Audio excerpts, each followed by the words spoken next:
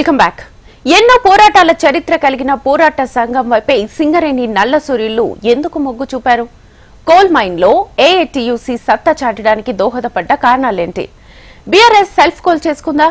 సింగరేణి ఎన్నికల్లో పోటీపై పూటకో మాట మాట్లాడడమే కొంపముంచిందా? సింగరేణి గుర్తింపు సంఘం ఎన్నికల్లో కార్మికుల అనూహ్యమైన తీర్పు దేనికి సంకేతం? Watch it.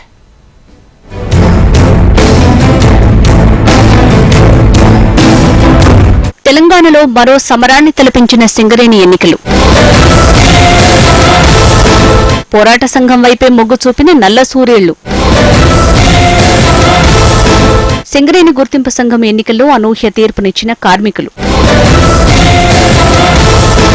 కోల్ మైన్లో సత్తా చాటిన ఏఐటీయూసీ.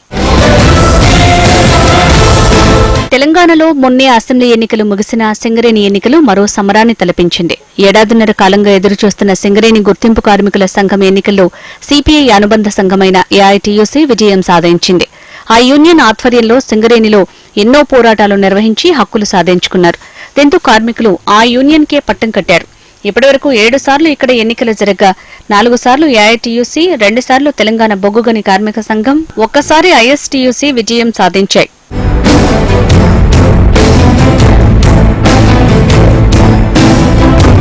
ఏడోసారి జరిగిన ఈ గుర్తింపు సంఘం ఎన్నికలు అన్ని పార్టీలకు జీవన్మరణ సమస్యగా మారటంతో అందరూ సింగరేణి ఎన్నికలపై దృష్టి సారించారు.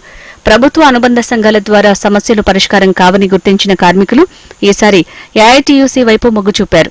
ఈ నేపథ్యంలోనే సిపిఐ అనుబంధ సంఘమైన ఏఐటీయూసీ, కాంగ్రెస్ అనుబంధ సంఘమైన ఐఎస్టీయూసీ, టీఆర్ఎస్ అనుబంధ సంఘమైన తెలంగాణ బొగ్గుగని కార్మిక సంఘంతో సహా 13 కార్మిక సంఘాలు బరిలో నిలిచాయి. అయితే సింగరేణిలో పోటీ ఈ 3 యూనియన్ల మధ్య ఉంటుందని అంతా భావించారు. కానీ తెలంగాణ బొగ్గుగని కార్మిక సంఘం మధ్యలోనే వదిలేసింది. తాము పోటీ చేయమని బీఆర్ఎస్ అధిష్టానం మొదట ప్రకటించింది. దీంతో ఆ యూనియన్ ప్రధాన నేతలు 3 రాజీనామా చేశారు. దీంతో ఆ యూనియన్ నేతలు సందిగ్ధంలో పడ్డారు. చాలా చోట్ల ఆ యూనియన్ ప్రత్యక్షంగా పరోక్షంగా ఏఐటీయూసీకి మద్దతు తెలిపింది. ఒక్క మనుగూరు డివిజన్ మినహా ఎక్కడా కూడా ఆ యూనియన్ కి ఓట్లు పడలేదు.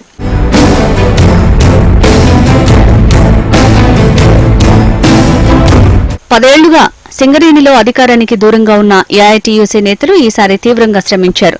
కార్మికుల వద్దకు వెళ్లారు. గతంలో తాము చేసిన పోరాటాలు, సాధించిన హక్కుల్ని కార్మికులకు చెప్పడంలో వారు విజయవంతమయ్యారు. అదే సమయంలో మేనిఫెస్టో సైతం పక్కాగా రూపొందించి కార్మికుల వద్దకు వెళ్లారు. అది కూడా వారి విజయానికి దోహదం చేసిందంటున్నారు విశ్లేషకులు. మరోవైపు ఏఐటీయూసీ సైతం 6 ఏరియాల్లో గెలిచి మంచి రికార్డే మూటగట్టుకుంది. సమయం తక్కువగా ఉన్నప్పటికీ తుది వరకు పోరాడిన ఏఐటీయూసీ, కాంగ్రెస్ మంత్రులు, ఎమ్మెల్యేల సహకారంతో ఏఐటీయూసీకి గట్టి పోటీ ఇచ్చింది. ఎక్కువ ఏరియాలను గెలిచినా ఓట్ల పరంగా తక్కువ రావడంతో గుర్తింపు హోదా కోల్పోయింది.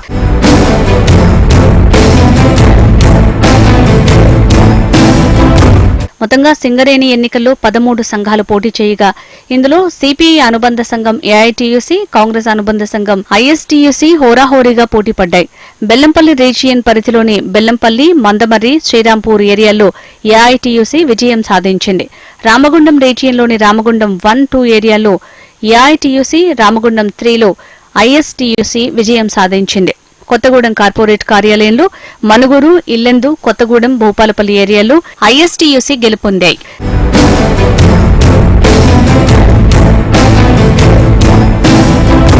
గడిచిన 2 దఫాల్లో గుర్తింపు సంఘంగా ఉన్న బీఆర్ఎస్ అనుబంధ సంఘం టీబీజీకేఎస్ పోటీలో లేకుండా పోయింది.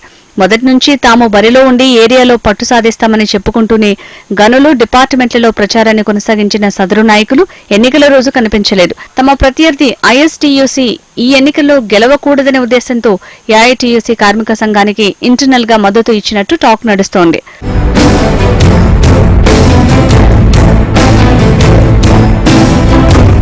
మొత్తానికి పోరాటాల చరిత్ర, చాలా చోట్ల తెలంగాణ బొగ్గుగని కార్మిక సంఘం చొరవ వల్ల ఏఐటీయూసీ విజయం సాధించింది.